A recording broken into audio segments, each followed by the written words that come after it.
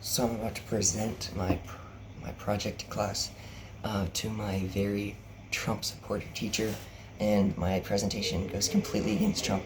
So I got a Biden cutout to go behind me, and I have my heart's going crazy. I have bad stage fright, but we're gonna do this. I have to turn my camera on and talk to the whole class about Trump.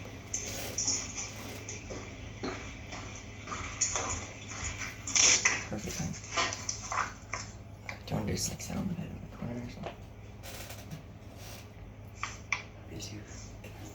There's Trump. Yeah, the camera's not on. All right, Jacob, so what you need to do is you need to turn on your camera for me so that I can watch as you... Yeah, give me a second. My camera has trouble. All right, there we go. All right. Who you got behind you there? Joe Biden. Joe Biden. I thought that was Joe Biden. Yeah. He's going to give you inspiration. Yes, sir. All right. Okay, so when you start talking, I will start my clock. And remember, you want to come in somewhere between 4.5 minutes and 5.5 minutes. I'll give you 30 seconds on either end of that. All right. Okay, so when you're ready, go to it. So I did my presentation on a phone call that Donald Trump had back in February, and this phone call was released to the public 2 days ago on Wednesday. And in this phone call, Donald Trump admitted to downplaying COVID-19. On March 19th, President Trump was given information that this virus was deadly and highly contagious, and this was several weeks before COVID claimed the lives of the first Americans. 3 weeks before his phone call, he stated to the public that everything was fine and that the virus would just disappear. And when asked to his press secretary about this, she insisted that Donald Trump never downplayed COVID. And then despite Donald Trump telling the American people they had nothing to worry about and that this virus was just another flu, he then goes on to say in his phone call that this was not just another flu, and before the phone call, he said this virus had under a 1% mortality rate. And then in the phone call, he stated that this virus had over a 5% mortality rate. And what this phone call shows are the president's true intentions, which is to lie to the American people knowingly and blatantly. Even after being informed this virus was not just another flu, he proceeded to inform the public that everything was fine and that it will magically disappear. And honesty and transparency, trustworthiness, integrity, those are all things we expect and demand in a president at the absolute minimum. And Donald Trump has failed at upholding these characteristics in every way since the initial outbreak of this virus. For any president to put his approval ratings ahead of upholding the trust in the American people and to put his own childish fantasies over fact, logic, and science is at its core so deeply un-American and so disgustingly disrespectful to our entire country. So I think that needs to change. Since March of this year, every other country in the entire world has been able to maintain a level of honesty about the severity and seriousness of this virus to their people, including North Korea. About 2.5 weeks after this was classified as a global pandemic, North Korea made a news report telling their people how this virus was spread, where it came from, how it infects the body, who's susceptible, and they went over a whole list of things, and they had a really great COVID response. And I thought it was fake news or propaganda at first, so I did some research and I actually watched the news report, and I was kind of shocked. Their case number might be a lie, though.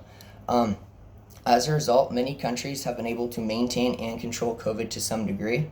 But America, on the other hand, has continued to increase in cases, decrease in testing, and withdraw from the World Health Organization. And by doing this, Donald Trump has undermined the amount of respect and trust many nations have held us to. And this ties to my theme, America and World Affairs, because before this pandemic, most nations held America in high esteem and had a significant amount of trust towards the American people. But after witnessing our president's unprecedented ways of dealing with this virus, and after watching one of the top most powerful world leaders lie to the American people, has created a situation where our trust is going downhill and will make gaining our trust back with any nation incredibly difficult. And the past event that I tie this to in U.S. history was the Spanish flu of 1917, because it puts into perspective how deadly a pandemic can be and the necessity to tell the truth to the American people. Because when the president lies and gives false information intentionally, people tend to have a riskier mindset and riskier behavior, which can cause more deaths and more infections. Okay, do you have your questions? Yeah, so my first question is, why do you think that President Trump has intentionally lied to the American people for the last 6 months, and is it justifiable? Hey, what do you guys think about the president and, claims that he lied to the American people about the severity of this disease? Need somebody to chime in here and start discussing this. I'm guessing that if you don't watch the news, you probably would not be aware of this. Okay, but this is an ongoing controversy right now. Anybody want to chime in? He's spitting facts. I'm sorry, is what? He's spitting facts. He's telling facts. It's true. He lied. Okay, but do you think presidents have ever lied to the American public before? Yeah. Okay, about what?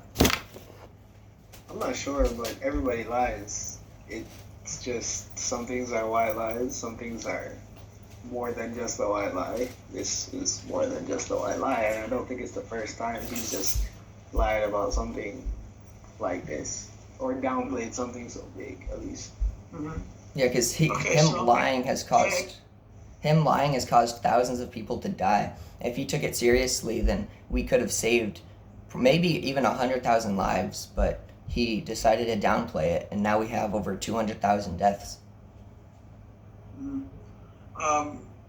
So I'm just trying to think of times in our history when a president might have lied to us. Can anybody think of any examples of that, like a specific president, obviously, prior to this, who might have lied to the American people and the implications of that lie? Didn't Nixon lie about something? Oh, well, Nixon lied about something that was pretty big. It was about a cover-up that he and other members of the government were involved in surrounding something called Watergate.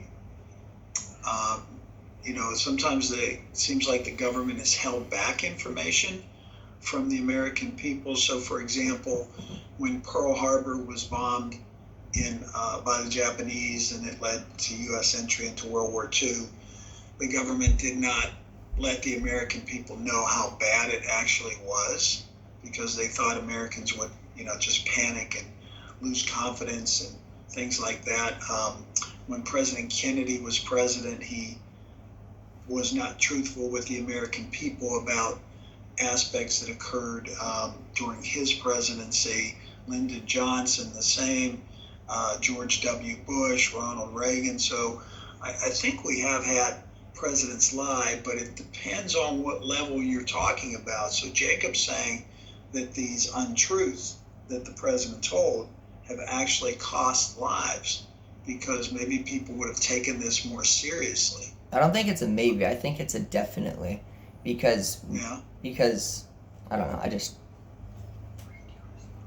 Yeah. So what you're talking about is an interview he did with a newspaper man named Bob Woodward, and Bob Woodward made a name for himself back in the 1970s, exposing the Watergate affair and Richard Nixon. So Trump sat down and supposedly, I forget how many hours worth of interview he gave to Bob Woodward, and he revealed some of these things. And people were saying, wow, the president should have been upfront with us and told us how bad this situation was. This COVID situation just doesn't want to seem to go away. I mean, you guys are proof of that, having to learn, right, online as opposed to being in a classroom. So I don't know. Which do you guys prefer? Do you guys prefer learning online, or do you prefer being actually in a classroom? Would you feel comfortable in a classroom today? Anybody? Jacob, what do you think? Would you Yes, feel I would feel comfortable in class. Okay, I mean- why? Wait, we're talking about COVID, right? Yeah, which is what this topic is about. So Yeah. would you feel So comfortable in I class? don't know. I had corona like a few months back, and Right? I know it can be bad for some people.